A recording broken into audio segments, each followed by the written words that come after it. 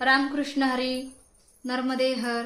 तर नर्मदा परिक्रमा गौरीताई गंगावणे या यूट्यूब चॅनलवरती मी तुम्हा सर्वांचं सहर्ष स्वागत करते। तर मी आज हा व्हिडिओ घेऊन आलेले आहे की नर्मदा पायी परिक्रमेचं मार्गदर्शन, की पायी परिक्रमेत काय नियम आहेत, नर्मदा पायी परिक्रमेच्या अटी काय आहेत, नर्मदा पायी परिक्रमेसाठी काय काय घेऊन जावं लागतं। तर घरात निघल्यापासून ते परिक्रमा होईपर्यंत मी तुम्हाला सगळे नियम, अटी आणि संपूर्ण मार्गदर्शन करणार आहे। तर चला बघूयात। तर सर्वप्रथम म्हणजे नर्मदा मी काही असे नोट्स आहेत ते लिहून घेतलेले आहेत की जेणेकरून माझ्याकडून सांगताना चुकू नये तुमच्यासाठी। तर त्याच्यासाठी मी काय आहे थोडीशी म्हणजे पॉइंट लिहून घेतलेले आहेत, त्याच्यावरती तुम्हाला व्यवस्थित असं मार्गदर्शन करता येईल। तर सर्वप्रथम सगळ्यांची शंका आहे की ओंकारेश्वरला जायचं कसं। आता कोणी पुण्यातून, कोणी मुंबईतून, कोणी सांगली, सातारा आणि म्हणजे महाराष्ट्रातून संपूर्ण जिल्ह्यातून निघतात। तर ओंकारेश्वरला जायचं कसं हा मेन पॉइंट आहे। सर्वप्रथम निघायचं कसं, तर ओंकारेश्वरला जाण्यासाठी तुम्ही तुमच्या जिथे राहता कोणत्याही जिल्ह्यात, समजा मी पुणे जिल्ह्यात राहते तर पुणे जिल्ह्यातून मी इंदोरला जाऊ शकते आणि इंदोरवरून ओंकारेश्वरलाही जाता येतं। इंदोरवरून ते 150-200 किलोमीटर ओंकारेश्वर आहे। नसेल तर ट्रेनने इंदोरवरून ओंकारेश्वरला जायचं, ट्रॅव्हल्सने जाता येतं। तेही जमत नसेल तर 1 महिना किंवा 2 महिना अगोदर नर्मदा परिक्रमेचं तिकीट बुक करून ठेवायचं। बरं, आता तिकीट बुक करायचं, जायचंय कोणत्या तारखेला हे माहीत नाही, तर नर्मदा परिक्रमेची सुरुवात आपल्या महाराष्ट्रातून बघा, शेतकरी वर्ग असेल किंवा ज्यांना संसाराचा व्याप आहे असे लोक काय करतात नर्मदा परिक्रमेला। तर सर्वांसाठी मी डेट सांगणार आहे। तर महाराष्ट्रातून आपलं कसं शेतकरी वर्ग जास्त असल्या कारणामुळे शेतकरी काय करतात की दसरा झाल्याच्या नंतर जी कोजागिरी पौर्णिमा येते तेव्हापासून सुरुवात करतात। पण खरं जर नियम पाहायचं गेलं तर चातुर्मास संपल्यानंतर, म्हणजे एक्झॅक्ट तारीख सांगायची झाली तर कार्तिकी एकादशी असते ना, पंढरपूरची कार्तिकी एकादशी, त्याच्या दुसऱ्या दिवशी संकल्प उचलायचा। म्हणजेच ओंकारेश्वरला तुम्ही तिथं आता समजा ही येणारी 3 नोव्हेंबर 2025ला कार्तिकी एकादशी आहे, तर त्याच्या दुसऱ्या दिवशी 4 तारखेला का 2 तारखेला वाटतं एकादशी, 4 तारखेला तुम्ही संकल्प उचलायचा, म्हणजे द्वादशीला संकल्प उचलायचा। असं म्हणतात की 4 महिने देव बंधनात असतात, मग 4 महिने चातुर्मास असतो ना, तर 4 महिने बंधन निघून गेल्याच्या नंतर दुसऱ्या दिवशी संकल्प उचलावा लागतो। पण आपल्या महाराष्ट्रातून कोजागिरी पौर्णिमेला उचलतात। तसं न करता नियमानुसार आपण एकादशीच्या दुसऱ्या दिवशी संकल्प उचलायचा। कार्तिकी एकादशी जी पंढरपूरची असते ना त्याच्या दुसऱ्या दिवशी संकल्प उचलायचा। आणि आता दुसरी गोष्ट म्हणजे महत्वाचं, घरातून निघायचं कसं। तर निघायचं असं तर तुम्ही ज्या ठिकाणावर असेल तर खंडवा रेल्वे स्टेशनचं तिकीट बुक करायचं। कुठे राहत असेल खंडवाला जायचं। आणि आता पुण्यातून बघा 5-5:30ला संध्याकाळची झेलम एक्सप्रेस निघते, त्याच्यातून आम्ही गेलो होतो। तर खंडवाला जायचं आणि खंडवाला गेल्याच्या नंतर रेल्वे स्टेशनची पटरी पास केली की एक पिंपळाचं झाड येईल, त्याच्या खाली गाड्या लागलेल्या असतात ट्रॅव्हल्स ओंकारेश्वर। 120 रुपये ते 130 रुपये तुमचं भाडं घेतात। त्याच्यानंतर ते सोडतात तुम्हाला ओंकारेश्वरच्या बस स्टँडवरती। बरं, गेल्याच्या नंतर तिथं थांबायचं कुठं, काय सगळं नियोजन सांगते। तर गेल्याच्या नंतर तिथं ओंकारेश्वरला गेलो, स्टँडवर सोडलं की रिक्षा असते, एक 10 रुपये देऊन संत गजानन महाराजांचा आश्रम आहे, संत गजानन महाराजांचा आश्रम आहे, त्या आश्रमामध्ये जायचं। आणि गेल्याच्या नंतर सर्वप्रथम बघा नोंदणी होते। तर नोंदणीच्या वेळेस तिथं काय करायचं, तुमचं आधार कार्ड द्यायचं, तुमचं पॅन कार्ड द्यायचं, त्याच्यानंतर तुमची नाव नोंदणी वगैरे व्यवस्थित होते, पासपोर्ट साईजचा फोटो द्यायचा। आणि ते तुम्हाला एक मग मॅट देतात, जी झोपण्यासाठी लागते ना मॅट, ती संत गजानन महाराजांच्या आश्रमामध्ये मॅट देतात। सर्वप्रथम ती मॅट घ्यायची, तुमची नाव नोंदणी वगैरे व्यवस्थित करायचं, रजिस्ट्रेशन करायचं ऑनलाईन। आणि तुम्हाला तिथे 1 किंवा 2 दिवसासाठी राहण्याची व्यवस्था असते। तुम्हाला पास देतात, त्याच्यामध्ये तुम्ही भोजन प्रसादी करू शकता, नाश्ता करू शकता, राहण्याची उत्तम अशी व्यवस्था। दुसरी महत्वाची घटना, तर नर्मदा परिक्रमाची किती किलोमीटर आहे आणि किती दिवस लागतात। तर पहिले 3600 किलोमीटर मध्ये होते, 3600 किलोमीटर मध्ये नर्मदा परिक्रमा करत होते. पण आता क्षेत्र वाढलेलं आहे, काही भाग पाण्यामध्ये गेलेला आहे. आता डॅम झालेला मागच्या वेळेस, त्याच्यामुळे काही भाग असा पाण्यामध्ये गेलेला आहे. त्याच्यामुळे क्षेत्र असं थोडंसं फिरून आलेलं आहे, जसं की रोडने फिरून जावं लागतं थोडंसं. त्याच्यामुळे 400-500 किलोमीटर वाढलेलं आहे. म्हणून 4000 किलोमीटरची नर्मदा पायी परिक्रमा होते. आता किती किलोमीटर चालावं लागतं रोज आणि किती दिवसात परिक्रमा होते, तर तुमच्या चालण्यावरती आहे, तुम्ही किती चालताय. जर तुम्हाला आनंद घेत घेत चालायचं असेल तर तुम्ही रोज 20 चालू शकता, 30 चालू शकता. आता ज्यांना कोणाला घरी लवकर जायचं आहे, कोणाला कामासाठी यायचं आहे, कोणाची शेती आहे, कोणाचा संसार आहे, मागं मुलं बाळांचा व्याप आहे, कामधंद्याचा व्याप आहे, त्यांनी रोज 25-20 किलोमीटर चाललं तरी चालतं. काही काही 30 चालतात सकाळी. आणि आश्रम जसे असतात तसं पण त्या हिशोबाने चालावं लागतं. आता काही काही ठिकाणी कधी होतं की सकाळी आपण निघलो की आश्रम डायरेक्ट 16 किलोमीटर वरती असतो दुपारच्या भोजनासाठी, मग तेवढं आपल्याला चालावंच लागतं. काही काही ठिकाणी कसं असतं 2 किलोमीटरवर आश्रम असतं, 5 किलोमीटरवरती 10 किलोमीटर. मग आपापल्या हिशोबाने बघायचं आणि तसं आपण चालायचं. तर नर्मदा परिक्रमेची सुरुवात कुठून करावी हे पण मी तुम्हाला व्यवस्थितपणे सांगितलेलं आहे. मुहूर्त कधी असतो हे पण सांगितलेलं आहे. खंडवा रेल्वे तिकीट बुकिंग करायचं आहे. त्याच्यानंतर दिवाळीच्या नंतरच परिक्रमा सुरू करायची.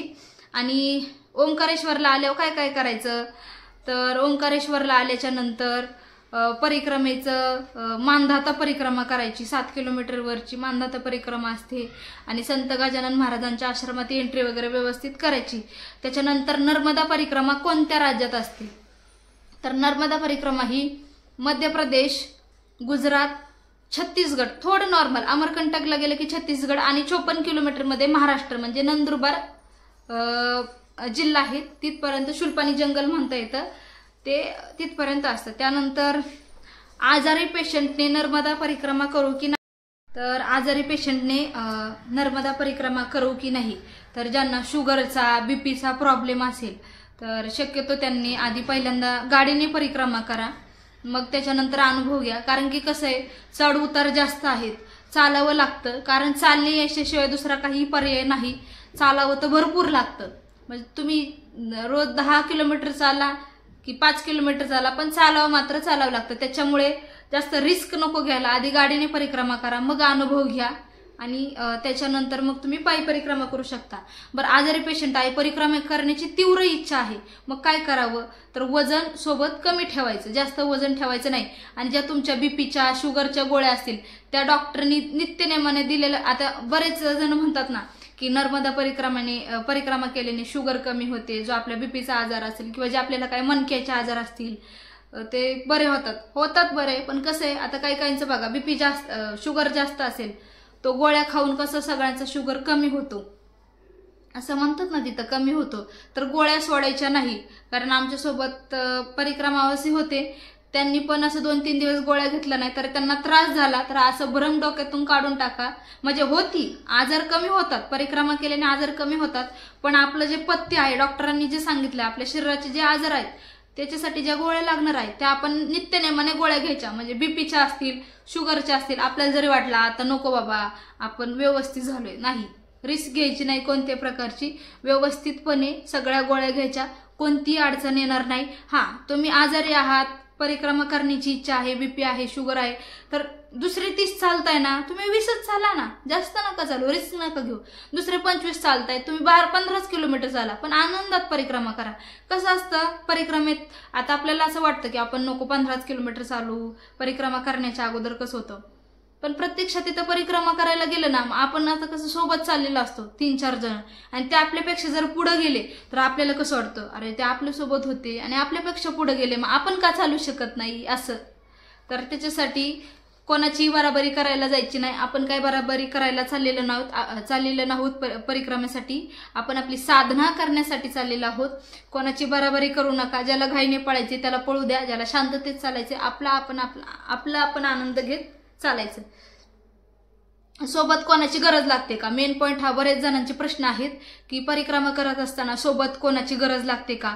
तर नर्मदा परिक्रमा करत असताना सोबत कोणाचीही गरज लागत नाही. हा, गरज लागते तुम्हाला. जर आता समजा काही काही घरचे कसे असतात की सोडत नाहीत परिक्रमेसाठी, नको तुम्ही एवढं लांब जाणार, मग तुमच्यासोबत घरचं कोणीतरी पाहिजे. आणि घरचे जरी परिक्रमेला कुणी आपल्या शेजारच्या आजूबाजूचे आले ना तरी मैया ताटातूट करतेच. आता मी आणि माझ्यात आईमध्ये किंवा मावशी आल्या होत्या यावर्षी, त्यांच्यात आमची ताटातूट बऱ्याच वेळा झालेली आहे.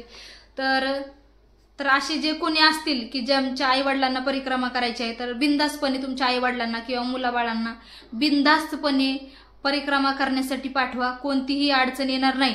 आणि ओंकारेश्वरला गेल्याच्या नंतर संत गजानन महाराजांच्या आश्रमात असे बरेच लोक असतात की त्यांच्यासोबत परिक्रमा करण्यासाठी कोणी येत नाही, एकटे असतात. तर आपल्याला तिथे जोडीदार भरपूर भेटून जातात. स्त्री असतील, पुरुष असतील, कोणी भेटून जातात.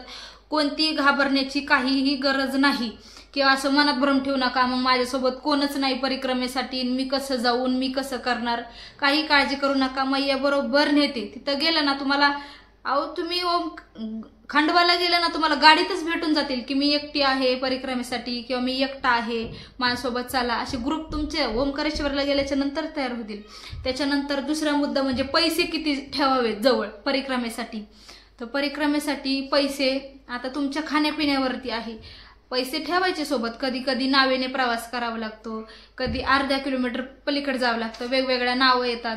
समुद्रातून पण पैसे लागतात. समुद्रात कसं आहे की जे गाडीने परिक्रमा करतात त्यांच्याकडून 500 रुपये काहीतरी घेतात आणि जे पायी करतात त्यांच्याकडून 300 रुपये परिक्रमेसाठी घेतात.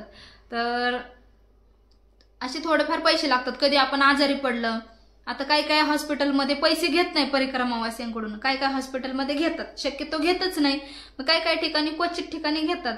मेडिकल असेल, आपलं काही बॅग वगैरे तुटली, चप्पल तुटली, किंवा आपल्याला कधी फ्रुट्स वगैरे दिसले, एखादं शहर आलं, शहराचं गाव लागलं तर आपल्याला वाटतं फ्रुट्स खावं हेल्थसाठी आपल्या, तो फ्रुट्स घेऊन तुम्ही खाऊ शकता. ड्रायफ्रुट्स थोडेसे जवळ ठेवायचे, काजू, बदाम, मनुके वगैरे हे सोबत ठेवायचं. त्याच्यासाठी पैसे किती लागतात तर 10-15 हजार रुपये सोबत ठेवायचे, कमीत कमी 10-15 हजार रुपये. आता स्वतःचे खर्च करण्यावर तुम्ही किती खर्च करणार आणि किती नाही, तुम्हाला काय काय वस्तू लागतात तसे तर ठेवायला बरेच जण नेतात जास्त, पण ऑनलाईन पण ठेवायचे सोबत, काही घरून मागून घ्यायचे, पण सोबत 10-15 हजार ठेवायचे आणि व्यवस्थित ठेवायचे. परिक्रमेत असं बरंच काही ठिकाणी, म्हणजे यावर्षी तर मी बरंच ऐकले, असं बघितलं नाही मी की मोबाईल चोरी होताना झालेले आहेत.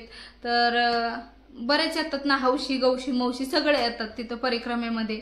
म्हणजे यंदा तर जास्तच माझ्या कानावरती आले की बऱ्याच ठिकाणी एका बाबांनी सांगितलं आमच्यासोबत, ते जालन्याचे बाबा होतात, त्यांचे 9 का 10 हजार रुपये कोणीतरी परिक्रमावासींनी ते स्नानासाठी गेले आणि त्यांचे पैसेच उचलून घेतले, 9-10 हजार रुपये.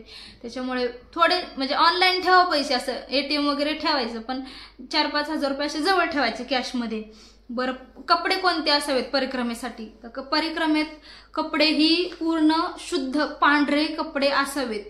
आता असं म्हणतात म्हणजे महिलांनी का कलरचीच कपडे घालावी, पण आम्ही पूर्ण पांढरीच कपडे घातली होती. तर अनिलदासजी महाराज आहेत ते ओंकारेश्वरला, त्यांनी सांगितलं होतं की लेडीजनी कलरचे कपडे घाला. पण कसं असतं, आपण एक साधना करतो, आपण साधूच्या अवस्थेत असतो परिक्रमेत, त्याच्यामुळे शक्यतो पांढरीच कपडे घालावी. आणि जे संन्यासी असतात ते भगवे कपडे घालतात, त्याच्यामुळं शक्यतो पांढरे कपडे घालावी.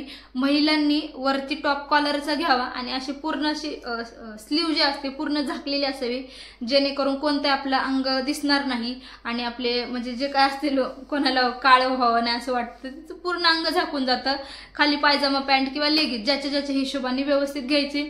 एक पांढऱ्या कलरची ओढणी घ्यायची किंवा उपरणं भेटतं, ते उपरणं आपल्या अंगावर घ्यायचं. जसं की तुम्ही माझ्या परिक्रमेत माझा वेश बघितला असेल कसा असतो.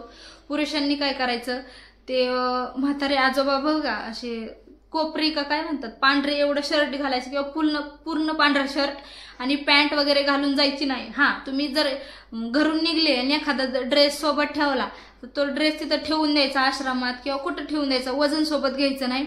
तर लुंगी घ्यायची आणि ड्रेस किती घ्यायचे सोबत, एक अंगावर घ्यायचा आणि एक घालायला घ्यायचा आणि एखादा एक्स्ट्रा टॉप, लेडीजनी टॉप ठेवायचा सोबत. कारण की कधी फाटतो, कधी आपण वाळायला टाकतो, विसरतो. तर कधी कधी आता एखाद्या तुम्ही जंगलाच्या ठिकाणी गेले आणि तिथं तुम्ही धुतला विसरून गेले आणि पुढे तुम्हाला दुकान नाही नवीन घेण्यासाठी, तर मग फक्त टॉप सोबत ठेवायचा. पुरुषांनी तसंच लुंगी, एक वरचं जे शर्ट असतं ते सोबत ठेवायचं. तर मोजून 3 ड्रेस ठेवायचे. 3 म्हणजे तिसरा कसा की फक्त शर्टच ठेवायचं सोबत. आता परिक्रमेत साहित्य काय काय घ्यायचे ते पण सांगणार आहे मी. साहित्याचं पण सांगते, थोड्या वेळाने सांगते. पण परिक्रमेमध्ये सेवा पण खूप देतात. सेवा तर एवढी सेवा देतात ना की तुम्हाला घरी पण तुमच्या आयुष्यात कधी सेवा झालेली नसेल किंवा कोणी कधी करणार नाही तुमची सेवा, इतकी सेवा देतात. चालताना सकाळी जर तुम्ही निघाला ना आश्रमातून 6 वाजता की सकाळीच नर्मदे हर महाराजजी आओ चाय प्रसादी दिलेलो, म्हणजे कसं आपल्या घरी एखादं कोणीतरी आलं आणि आपण त्यांना चाय प्रसादी दिली, जेवण दिलं, त्यांनी नाही खाल्लं, आपल्या मनाला कसं वाईट वाटतं. तसंच परिक्रमा करत असताना जर कोणी सेवा देत असेल ना, नाही कधीच म्हणायचं नाही. कारण नाही म्हणलं तर माझा स्वतःचा अनुभव सांगते, नाही म्हणलं तर दिवसभर तुम्हाला काहीही खायला भेटत नाही. त्याच्यामुळे परिक्रमेत असताना कोणी काय दिलं ना, आता कोणी म्हणतात चाय प्रसादी खूप होतात असं तसं, एकच घोट घ्या, जास्त नका घेऊ. तुम्ही कपभर पिताय ना तर एक घोट घ्या, त्यांचा मान ठेवा. कारण असा मान, सन्मान, प्रेम, आदर नर्मदा खंडाशिवाय कुठंच भेटत नाही तुम्हाला, कुठंच. पूर्ण तुम्ही खालचं पातळ फिरा का वरचं स्वर्ग फिरा का मृत्यूलोक फिरा, कुठंच तुम्हाला सेवा भेटत नाही. आपल्या महाराष्ट्रात करतातच पण परिक्रमेसारखी सेवा कुठं नाही. आणि सुरुवातीला गेल्याच्या नंतर मानधता परिक्रमा करायची, 7 किलोमीटर जी असते आकाराची, ओंकारेश्वरला गेल्याच्या नंतर तिथे परिक्रमा करायची. आणि सुरुवातीला चालताना थोडासा त्रास होतो. परिक्रमेमध्ये आपण चालतो त्यावेळेस आपल्याला सुरुवातीला त्रास होतो. 1-2 दिवस आपल्याला त्रास होणार. 1-2 दिवस म्हणण्यापेक्षा, आणि दक्षिण तट कसा पितृतट आहे, आपले जशी पित्र असतील तसं आपले ते पित्र आपल्याला म्हणजे कसे असतील तेवढा आपला कठीण त्रास होतो. कोणाच्या पायाला फोड येतात, कोणाचं बॉडी पेन होतं, म्हणजे फोड येतात, कोणाचं पायातून पू गळतो फोडातून, कोणाचं पाणी गळतं, अंग दुखतं, डोकं दुखतं, ताप, सर्दी, उलट्या, म्हणजे आपल्याला पाणी सहन होत नाही. प्रत्येक ठिकाणचं पाणी वेगळं असतं ना, म्हणजे 12 गावचं 12 पाणी नसतं. आता ते भरपूर गाव आहेत, प्रत्येक ठिकाणचं पाणी वेगळं, जेवण वेगळं, तर ते सहन करावं लागतं. त्याच्यासाठी गोळ्या औषधं पण सोबत ठेवावी लागतात. आणि परिक्रमेत आश्रमानुसार चालावं लागतं. कधी कधी जंगलातून चालावं लागतं, कधी कधी आश्रमात चालायला लागतं. आता साहित्य काय काय घ्यायचं परिक्रमेसाठी, सगळ्यात महत्वाचं म्हणजे ज्यांना कोणाला योगा मॅट असते ना, योगा मॅट ती घरून आणायची असेल तर आणू शकता, किंवा ओंकारेश्वरला गेल्याच्या नंतर संत गजानन महाराजांच्या आश्रमात तुम्हाला मॅट दिली जाते परिक्रमावासियांना.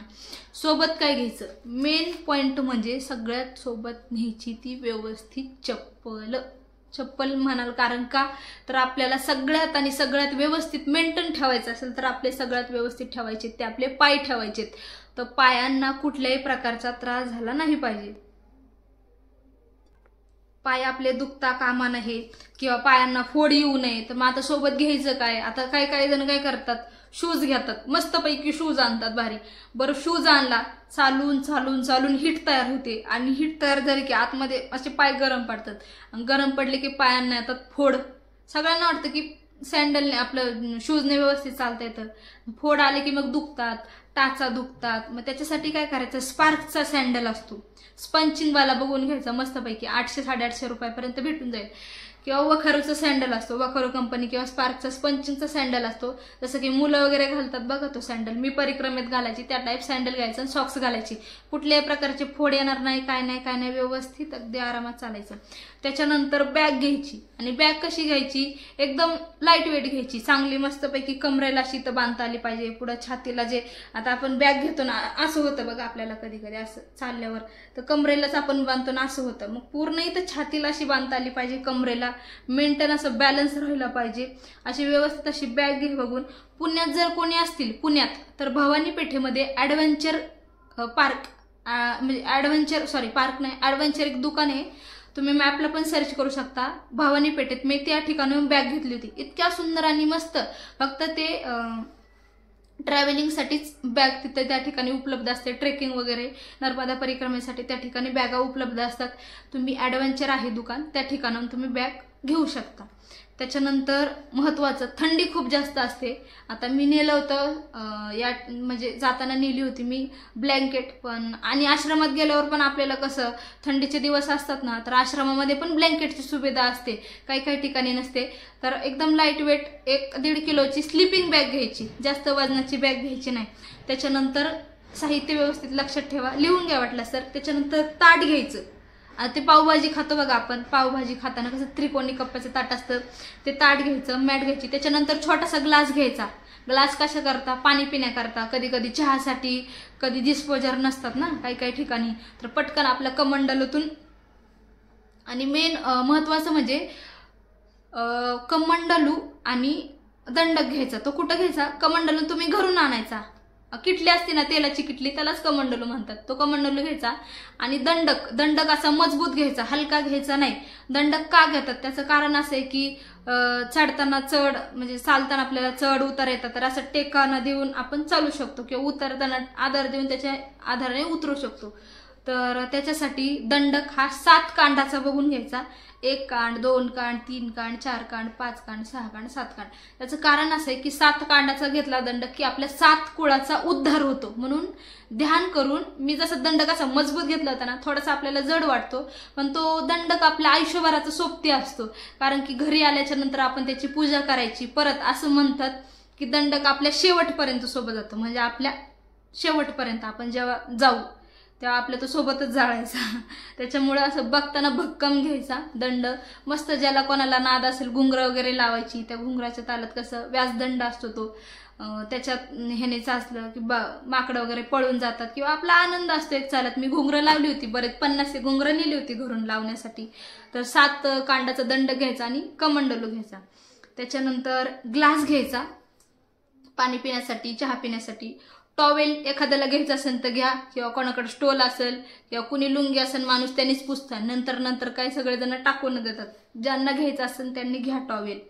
त्याच्यानंतर व्यवस्थित थंडी खूप जास्त असते, स्वेटर घ्यायचा. त्याच्यानंतर कानटोपी घ्यायची, माकड टोपी घेतली तरी चालेल, नाक तोंड पूर्ण बांधण्यासाठी व्यवस्थित. त्याच्यानंतर 3 पांढरे ड्रेस घ्यायचे. हँड ग्लोव्ज घ्यायचं.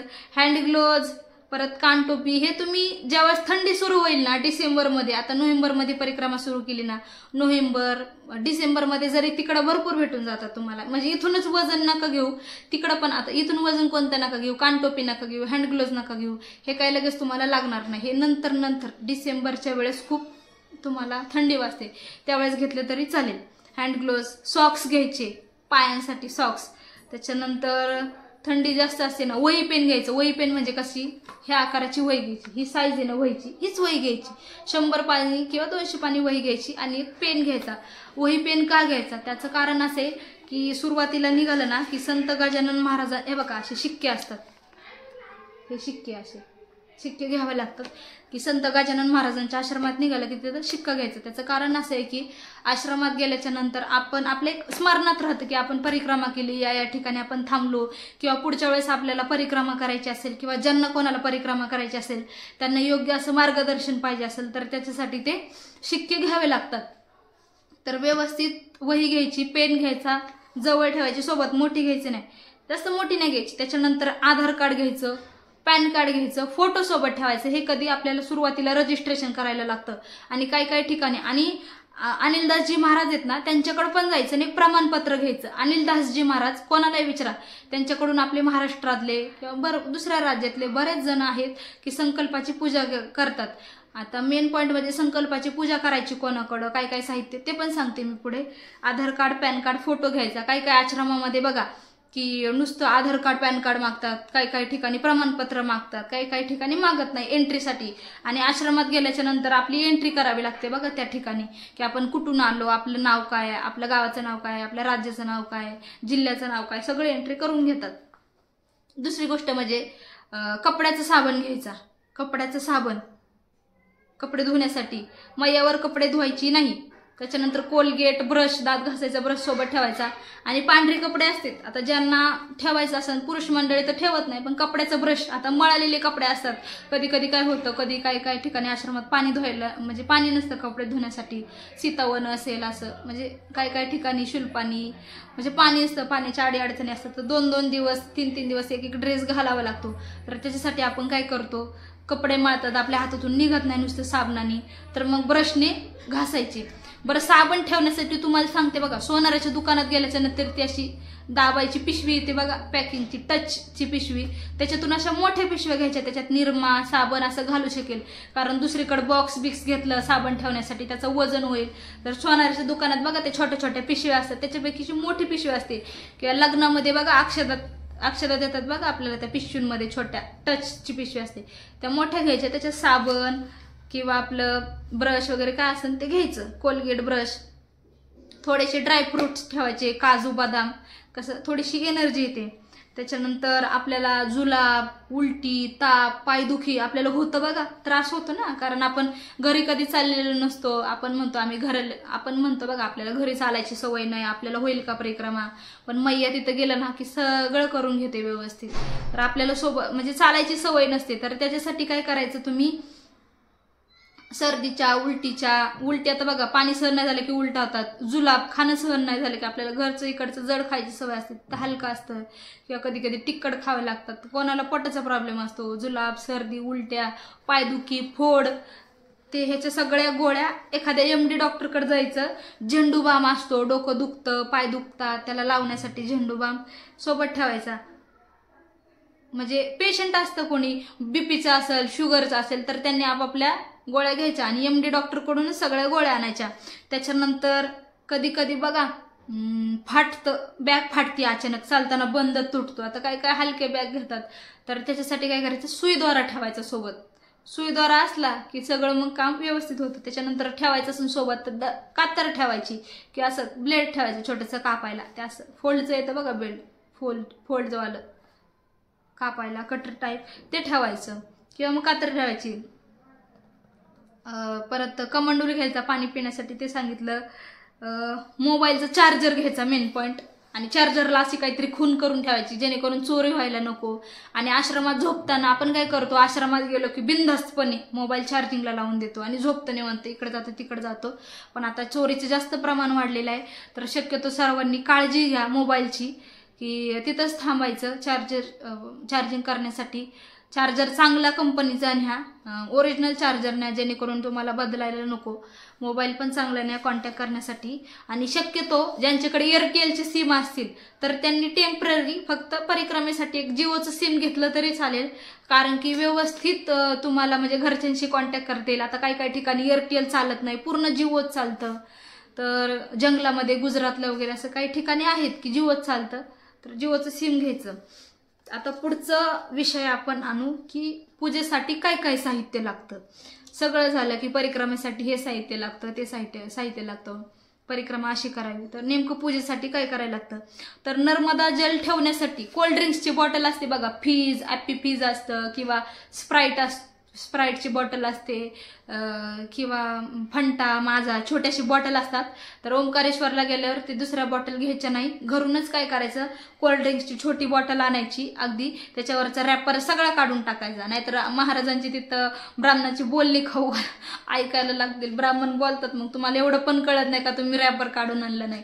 तर घरून काय करायचं, जे स्प्राईट किंवा माझाची बॉटल आणली ना, तर त्या बॉटलीतलं ते कोल्ड्रिंक्स ओतून द्यायचं, प्यायचं नाही, ते ओतून द्यायचं किंवा ग्लासमध्ये टाकून कोणाला प्यायला द्यायचं.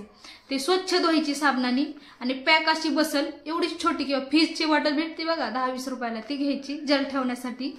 त्याच्यानंतर हळदी कुंकू ठेवायची पूजेसाठी. आता ज्यांना रोज कोणाला म्हणजे व्हायची असेल त्यांनी ठेवायची, किंवा लेन्सची डबे असते, डोळ्यातली लेन्स घालतात ना, ती लेन्सची डबी असेल किंवा कोणती छोटीशी एवढी डबी घ्यायची, त्याच्यात हळदी कुंकाची पुढे ठेवायची. बरं, साहित्य ठेवण्यासाठी नेमकं घ्यायचं काय, कशात ठेवायचं साहित्य पूजेचं, तर प्लॅस्टिकचा बॉक्स असतो बघा एवढा छोटासा, असा उघडतो तो खटक्याचा, किंवा स्टीलची पेटी नका घेऊ शकतो, मी घेतली होती, वजन होतं त्याचं जास्त. प्लॅस्टिकची पेटी असते एवढीशी, ती पेटी घ्यायची, खटक्याचे बटन असतात बघा, ती पेटी घेऊन टाकायची. त्याने कसं होतं की व्यवस्थित तुम्हाला सगळं सामान त्याच्यात बसेल.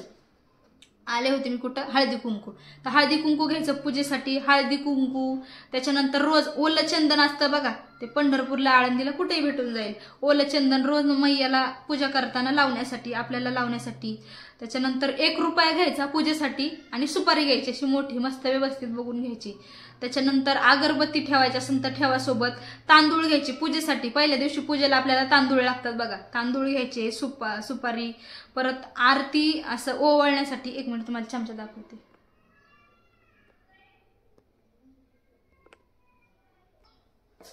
तर पूजेचं जे आरतीचं ओवळायचं असतं, आपण रोज देवाची आरती करतो, तर ओवळण्यासाठी असं चमचा बघा, पितळाचा चमचा घ्यायचा.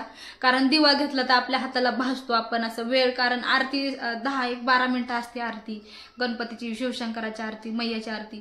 तर ओवळत ओवळत आपल्या हात भासतात दिव्याने. तर असं पळी घ्यायची, याच्यात मस्त तुपाची, इथं समोर तुपाची अशी वाट ठेवायची आणि आपण असं ओवळायचं. त्याच्यासाठी ते लागणार. त्यानंतर दुसरा आहे चमचा झाला का, त्याच्यानंतर माचीस जवळ ठेवायची आणि कापूर ठेवायचा. ज्याला ठेवायचं असेल कापूर ठेवू शकता. कर्पूर गौरम करून अवतारम आपण म्हणतो शेवटी ओवळण्यासाठी, तेव्हा कापूर ठेवायचं तर ठेवा. म्हणजे मी तर शक्यतो काही कापूर ठेवला नव्हता आणि अगरबत्ती ठेवली नव्हती. जिथं भेटेल, जिथं वाटेल तिथं घेऊन लावायची. कारण आपल्याकडे तुपवात असते, तुपातले वाती असतात, ते भिजवलेले घ्यायचे व्यवस्थित आणि व्यवस्थित असा डबा बघायचा जेणेकरून तूप सांडायला नको कुठंच, म्हणजे सगळ्या बॅगेत तुमचा राडा व्हायला नको. आणि बॅग घेताना व्यवस्थित घ्या, असे 2-3 कप्पे असलेलीच घ्या. अशी जास्त मोठी पण घेऊ नका, एवढी की एवढं सामान लागतं. नॉर्मल एवढी, तुम्ही माझ्या बॅगची हाईट बघितली असेल, एवढी तरी बॅग घ्यायची, अशी एवढी हे बघा, एवढीच अशी बॅग घ्यायची. त्याच्यानंतर मग वातीत घ्यायच्या, 70-80 वाती घ्यायच्या भिजलेल्या तुपातून मस्तपैकी. त्याच्यानंतर रोज आपण आरती करतो आणि भोग लावण्यासाठी मैयाला खडीसाखर घ्यायची. खडीसाखर लागते ना आपल्याला मैयाला. आणि त्याच्यानंतर हे सगळं साहित्य घ्यायचं आणि ओंकारेश्वरला गेल्याच्या नंतर पूजा कोणाकडून करायची, कशी करायची. तर ओंकारेश्वरला गेल्याच्या नंतर ब्राह्मण वगैरे भरपूर असतात. तर शक्यतो अनिलदासजी मी महाराज मगाशी सांगितलं होतं, अनिलदासजी जे महाराज आहेत, अनिलदास महाराज यांच्याकडून जायचं. ओंकारेश्वराच्या मंदिराकडे निघालं ना, असं खाली उतरायला लागलं, गोमुख घाटाकडे जाताना आधी पहिलं त्यांचं एक आश्रम लागतं. तर त्या आश्रमात जायचं. तर त्यांना सांगायचं की आम्हाला पूजा करायची आहे. आदल्या दिवशी सांगायचं की उद्या आमचा संकल्प घ्यायचा आहे. मग दुसऱ्या दिवशी लवकर जायचं संकल्पासाठी, कारण आपल्याला पुढे निघावं लागतो. पहिला मुक्काम आपला लागतो मोरटाक्का गावाचा. सुरुवातीला निघताना मग 5 किलोमीटर चालायचं. 1 रोटी बाबा आश्रम येईल, त्या ठिकाणी 12-1 वाजता दुपारची भोजन प्रसादी असते. मस्तपैकी दुपारची भोजन प्रसादी करायची आणि संत नंतर मोरटक्क्याला आश्रम आहेत, 2-3 आश्रम आहेत, त्या ठिकाणी मग जाऊन दुपारची भोजन प्रसादी करायची, संध्याकाळची विश्रांती घ्यायची, भोजन प्रसादी करायची. 12 किलोमीटर अंतर आहे पहिल्या दिवसाचं.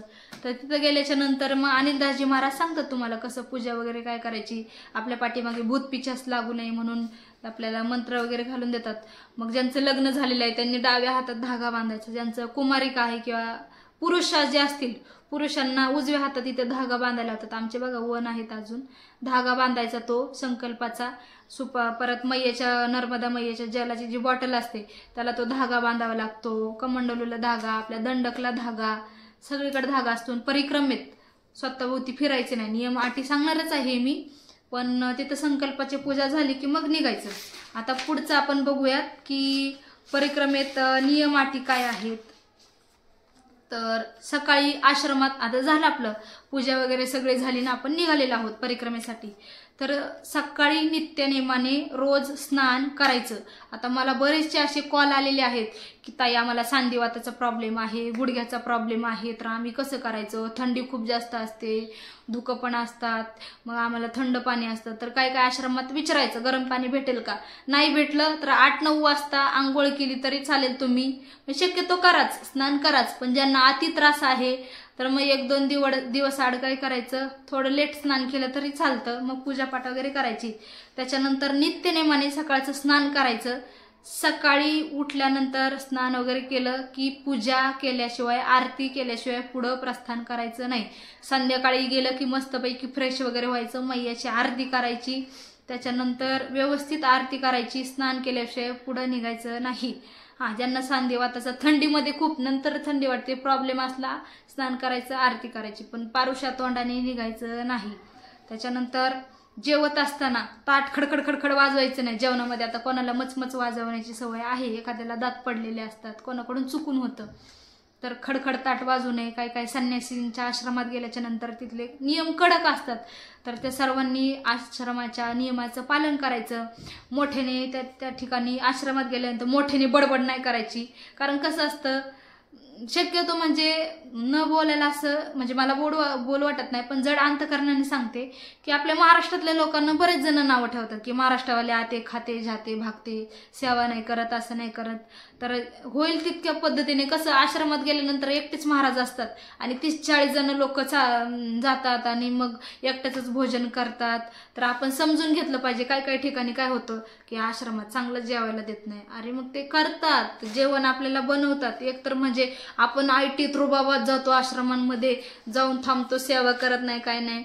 तर गेलं तर महाराजांना विचारायचं त्या ठिकाणी, ते भले जरी आपली सेवा करून नसतील घेत तर त्यांना विचारायचं, महाराज जी हम आपकी कुछ सेवा कर सकते क्या, हमें सेवा का थोड़ा सा उपयोग दीजिए, आम्हाला सेवा करण्याचा थोडं म्हणजे सेवा करू द्या, आम्हाला थोडा लाभ द्या सेवेचा, असं म्हणायचं त्यांना आश्रमात गेल्याच्या नंतर. परत गेलं की नुसतं झोपायचं नाही. आश्रमात गेल्याच्या नंतर आधी आश्रमात गेल्यानंतर म्हणजे मोठ्याने तर बोलायचं नाही, पण आश्रमात जाताना एंट्री कशी करायची सांगते. गेलं की आधी नरमध्ये हार घालायचा, कारण आपण काय साधक आहेत, आपली साधकाची अवस्था आहे. समजा भिक्षाच मागतोय थोडी आपण, तर त्यांना गेलायचं नर्मदे हर महाराजी. डायरेक्ट धाडकन आश्रमात शिरायचं नाही की आई बाबा आश्रमन चला जेवायला. आपली पद्धत विचारण्याची, म्हणजे कसं नावं ठेवू नये आपल्याला. जायचं, महाराज जी नर्मदे हर, यहाँ पे भोजन प्रसादी की व्यवस्था आहे क्या, महाराज जी यहाँ पे हम रहने की व्यवस्था आहे का, असं विचारायचं. त्यानंतर गेलं की महाराज जी हम आसन कहा लगाय, म्हणजे दिसतात गाद्या दिसतात ब्लँकेट, आणलं टाकलं झालं असं नाही. ते करू शकतात, पण आपण एक स्वतःच्या पद्धतीने विचारायचं, महाराज जी हा आसन लगाय की हा, किंवा काही 3 वाजताच बघा चालून येतात आणि असं वाटतं नको बाबा आज एवढंच आपण चालू, पुढे नको जायला. मग आपण त्या ठिकाणी काही ठिकाणी काय होतं, दुपारचं भोजन प्रसादी करतो तिथंच थांबून जातो. मग त्यांना विचारायचं, महाराज जी हम यहाँ पे रुक सकते क्या. मग थांबलेच तर संध्याकाळी परिक्रमावास्यांची कोणी पीठ मळायचं, तर भांडी घासायची, भांडी तर घासूनच देत नाही, पण पीठ मळायचं, चपात्या लाटू लागायच्या. त्याच्यानंतर आश्रमातले जे नियम आहेत, अटी आहेत, ते व्यवस्थित पालन करायचं. एंट्री करताना विचारायचं, महाराज जी यहाँ पे रहने की व्यवस्था आहे का. महाराज जी भोजन प्रसादी करू लागले, तर काही ठिकाणी संन्यासी असतात ते करून देत नाही. काही ठिकाणी विचारायचं, शक्यतो कोणाला करूनच देत नाही, पण आपले विचारायचं काम आहे, हम कुछ सेवा कर सकते क्या. म्हणजे खाल्लं तर फेडून टाकायचं असं माझं म्हणणं आहे. चपाती लाटायच्या, चपाती लाटता येत नाही तर भाजायच्या, नाही भाजलं तर दुसरं काय झाड लोट काम करायचं, तिथलं व्यवस्थित आश्रमातलं आवरून ठेवायचं. परत परिक्रमेत कोणाशी भांडायचं नाही, कारण कसं आहे सांगू का, मैया कोणाच्याही रूपात येते आणि आपली परीक्षा बघते मुद्दामून, नाही का, भांडणच लावून देईन मैया. की मग आपण तरी आपलं पेशन्स ठेवायचे, संयम बाळगून ठेवायचा. की भांडणं ज्या अर्थी आपल्याला राग आला की त्या अर्थी समजायचं की मैया आपल्यात म्हणजे भांडण लावून देते. कधी आपण, आता मी मगाशी सांगितलं बघा की आश्रमात गेल्याच्या नंतर तुम्ही तिथे सेवा करायची. कधी होतं 30-35 किलोमीटर चालून येतो, आपल्याला थकल्यासारखं होतं आणि सदावर्त असतं काही ठिकाणी. आता सदावर्त म्हणजे काय की आपण ते आपल्याला शिदा देणार आणि आपण आपल्या हाताने बनवून खायचं.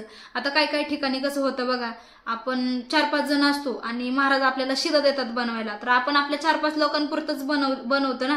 कसं असतं, आपण चालून आलेला असतो, थकलेला असतो आणि आपल्याला कसं होतं 30-35 किलोमीटर चालून आलोय आणि मग आपण आपल्या 4-5 लोकांपुरतच बनवू, मग बाकीच्यांचं नको. असं नाही करायचं. कधी आपल्याला राग येतो पण तो शांत करायचा. आता कसं असतं, काही ठिकाणी ते 20 किलोमीटर चालून असतात, 10 किलोमीटर चालून आलेले असतात, आपण 35 किलोमीटर चालून आलेले असतात. तर असं कधी विचार करायचा नाही की आपण जास्त चालून आलोय मग त्यांनीच मदतीला आलं पाहिजे ना. तुम्हाला जेवढं होते ना तेवढं करा, कोणाला बोलू नका. आणि असं कधी आश्रमात होतं ना, आपण गेल्याच्या नंतर आमची 4 लोक आहे ना, आणि आश्रमात काही ठिकाणी असं असतं की तुम्ही तुमच्या हाताने बनवून खा, मग अचानकच 40-50 लोक येतात, मग कधी कुणी काही उठत नाही स्वयंपाकासाठी, तेव्हा पण मैया परीक्षा घेते की हा कितपत बनवतोय, कितपत माझा भक्त आहे खरा, किती सेवा करतोय का नुसतं चालतोय पळतोय धावतोय असं नाहीये. तर मग विचारायचं. आता कधी काय असं लोक म्हणतात बघा, हम हमारे 4-5 लोग हम हमारा ही बनाएंगे, आप आपका बना लो, म्हणजे असं म्हणतात ना, हात मागं घेतात. तर तसं करू नका. तर सगळ्यांना प्रेमाने आनंदाने. आता माझ्या बाबतीतही तेच झालं की मी असं म्हणले नाही कधी, पण आम्ही सहज एका मैया होत्या बाबरी घाटवर, आम्ही त्यांना काय म्हणलं, आमचे 10 लोक आहेत, आम्ही आमचं जेवण बनवतो, तुम्ही तुमचं बघा, शिदा आहे महाराजांनी दिलाय, तुम्हाला बनवायचं बनवा, नाही तर आम्ही तुमचं बनवतो. त्यांना इतका राग आला, त्या म्हटल्या महाराष्ट्रातल्याच होत्या की आम्ही नाही बनवणार, आम्ही पण तुमचं काही खाणार नाही. पण दुसऱ्या दिवशी मैयाने बरोबर साक्षात्कार दिला. त्याच्यानंतर मग कोणासोबत भांडू नये, व्यवस्थित सगळ्यांशी ठेवायचं बॉन्डिंग, म्हणजे व्यवस्थित सर्वांशी बोलायचं. त्याच्यानंतर आश्रमात गेल्यानंतर आज्ञा घेऊनच सगळे कार्य करायचे. मग आपण काय काय ठिकाणी जातो, नळ असतो, धडधड धडधड कपडे जाऊन धुतो, तसं नाही करायचं. महाराजजी आम्ही ये कपडे धोने के लिए जगह, या कपडे धुवू शकते, कपडे वाळायला, कपडे धुवायला, चप्पल काढायला, प्रत्येक गोष्टीत आज्ञा घ्यायला लागते. नाही तर कसं असतं, काही जण जातात धाडकन पडतात आणि हे करतात, आपल्याला वाटतं आपण पण तसं करू. नाही, सगळ्यांनी आज्ञा घ्यायची.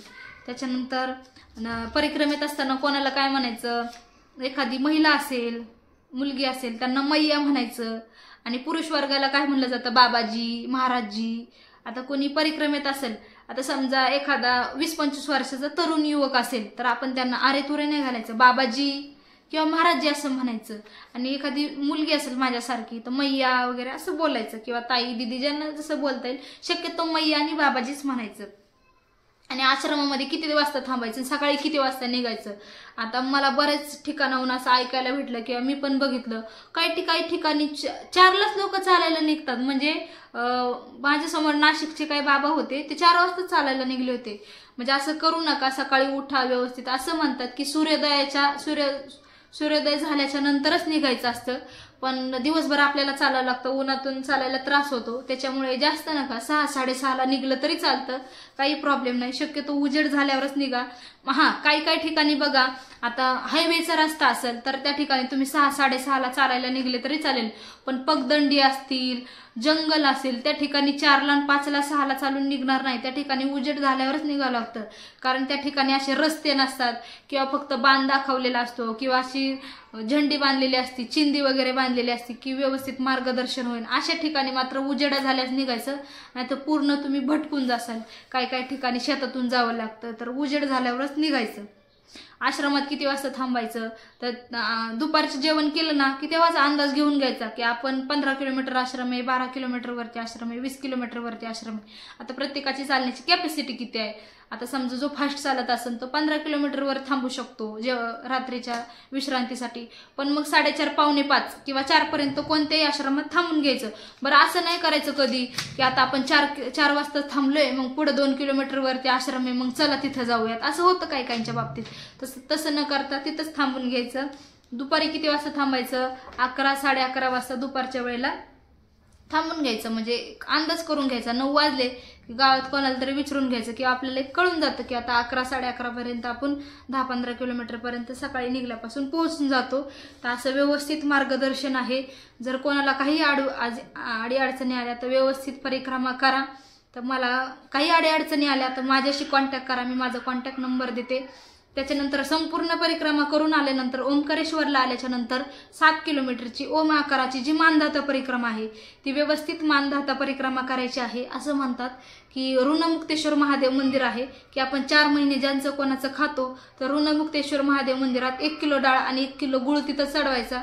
कारण की आपलं 4 महिने खाल्लेलं जे सर्वांचं आपण खातो आपल्याला 4 महिने झालेलं ऋण फेडतं. आणि काही ठिकाणी असे आश्रम आहेत बघा भरपूर, की शुल्पानी जंगल असेल किंवा आदिवासी भाग असतील, की ते स्वखर्चातून आपल्याला खाऊ घालतात. आणि मला एक काल कॉल आला होता एका मैयाचा, तर त्यांनी असं सांगितलं, त्यांना कोणीतरी रॉंग मेसेज असं दिलाय की परिक्रमा करत असताना आपण प्रत्येक आश्रमामध्ये पैसे द्यायचे. तर असे कुठल्याही प्रकारचे पैसे द्यावे लागत नाही. आपल्याला जर वाटलं की एखाद्या ठिकाण आहे की त्या ठिकाणी खरंच बाबा पैसे द्यायची गरज आहे, की ते महाराज स्वखर्चातून आश्रम चालवतात, एखादी कुटी असेल तर आपण 100, 50, 200 रुपये देऊ शकतो. पण प्रत्येक आश्रमात गेल्यावर असं पैसे द्यावे लागतात, हा कुणीतरी चुकीचा मेसेज सांगितलाय. तर असे कुठल्याही प्रकारचे द्यावे लागत नाही. आणि जर आपल्याला एखाद्या ठिकाणी वाटलं की आश्रम छान आहे आणि आश्रमामध्ये किती दिवस थांबून देतात, 3 दिवस थांबून देतात, तर काही ठिकाणी आपल्याला वाटलं की छान आश्रम आहे, की आश्रमामध्ये थांबून घ्यायचं या ठिकाणी, तर तुम्ही त्या महाराजांना विचारू शकता आणि 2-3 दिवस मस्तपैकी राहायचं, आराम करायचा. आणि असं काही नाही की थांबून देत नाही आश्रमामध्ये, असं काही नाहीये की तुम्ही 4-5 दिवसही थांबू शकता. आजारी जर पडले, तुम्हाला त्रास झाला कोणत्याही गोष्टीचा, तर ते हॉस्पिटललाही नेतात आणि कोणत्याही तुम्ही आश्रमामध्ये गेले तर तुम्हाला त्या ठिकाणी गावची लोक असतील, आश्रमात सेवा देणारे, डॉक्टरची सेवा उपलब्ध करून देतात. डॉक्टर तुमच्यापर्यंत येतात, तुमचे कुठल्याही प्रकारचे तुमच्याकडून पैसे घेत नाही. मेडिकलमध्ये गेलं तर कुठल्याही प्रकारचे पैसे घेत नाही. अख्ख्या नर्मदा खंडात फिरा तुम्ही, कुठल्याही प्रकारची वस्तू घेतली कोणी कोणाचे पैसे घेत नाही. पण शक्यतो आपण कसं एखाद्याचं फुकट न खाता त्यांना आपले काही पैसे जे असतील 1-2 रुपये का होईना ते आनंदाने द्यायचे, जरी त्यांनी नाही घेतले तरी. त्याच्यानंतर आहे की आश्रमात गेल्याच्या नंतर सगळे नियम वगैरे पाळायचे. 2-4 दिवस आपल्याला आश्रमात इथं रेस्ट घ्यायची असेल तर रेस्ट घ्यायची. प्लस महिला ज्या असतील त्यांना मासिक पाळी येत असेल तर पिरियडमध्ये काय करायचं तर एखाद्या आश्रमामध्ये 4 दिवस थांबून घ्यायचे. कुठल्याही प्रकारचं कुठे हात नाही लावायचा. आता काही महिला काय करतात की सोबत जो आपल्या कुणी असेल चालणारा तर त्यांच्याकडे नर्मदा मैयाचं जल घेत जातात किंवा मग आपण सोबत चालतात. तसं न करता शक्यतो तुम्ही थांबून घ्यायचं आश्रमांमध्ये. तिथले म्हणजे आपण एवढं चांगलं कार्य करतोय तर त्याच्यात हे नको व्हायला, त्याच्यामुळे व्यवस्थितपणे असं थांबून घ्यायचं. 4 दिवस चांगली आपले 4-5 दिवस निघून गेले की मग पुढे निघून जायचं. तर महाराजांना सांगायचं मला असं प्रॉब्लेम आहे, तुम्हाला आश्रमात कुठल्याही प्रकारे कोणी काही बोलत नाही आणि कुठल्याही प्रकारचं संकोच बाळगू नका की परिक्रमा होणार नाही, बिंदासपणे व्हा. मी पण सांगितले मगाशी, शुगर बीपीचं पेशंट असेल तर कुठल्याही प्रकारची घाबरायची काही काळजी करायची नाही. सोबत गोळ्या वगैरे ठेवायच्या नाही. लोक पळतात ना 30नी, तुम्ही 10-15नीच चाला पण चाला. आणि सर्वांना आणि त्याच्यानंतर परिक्रमा झाल्याच्या नंतर मानधाता परिक्रमा करा. आणि सर्वांना एक आनंदाची बातमी आहे की सगळेजण मला म्हणत होते की ताई तुमच्यासोबत आम्हाला नर्मदा परिक्रमा करायची, तर मी येते तुमच्यासोबत. पायी नर्मदा परिक्रमा करण्यासाठी पण येते यावर्षी. पण मार्च एंडिंग आणि एप्रिलच्या सुरुवातीला मी स्वतः गाडीने परिक्रमेचं नियोजन करते. तर मर्यादितच सीट आहेत, तर सीट म्हणजे माझ्याकडे बुकिंग झालेली आहेत. तर ज्यांना कोणाला पायी परिक्रमा करायची आहे तर गाडीने पहिल्यांदा करा. कारण मी पण ज्यावेळेस परिक्रमा केली होती तर सुरुवातीला मी गाडीनेच केली होती, त्याच्यानंतर मग मी पायी परिक्रमा केली. पहिला गाडीने आनंद घेतला. ज्या कोणाला शुगर बीपी मणक्याचा त्रास असेल त्यांनी माझ्यासोबत गाडीने परिक्रमा करण्याचा आनंद घ्या. त्याच्यानंतर पुन्हा आपण पायी परिक्रमा करूच. पण ज्या कोणाला पायी परिक्रमा सारखं तोंडात येते, तर ज्या कोणाला नर्मदा परिक्रमा करण्याची इच्छा आहे तर सुरुवातीला गाडीने परिक्रमा करा. तर अशांना ज्यांना कोणाला परिक्रमेसाठी यायचं असेल माझ्यासोबत तर लवकरात लवकर माझ्याशी संपर्क करा, कारण थोडेशीच जागा शिल्लक राहिलेल्या आहेत. तर चला, आजचा व्हिडिओ कसा वाटला, व्यवस्थित वाटला असेल तर मार्गदर्शन तुम्हाला कसं भेटलं तर मी माझा कॉन्टॅक्ट नंबर देते. काही कमी जास्त राहिला असेल तर मला नक्की विचारा. रामकृष्ण हरी, नर्मदे हर.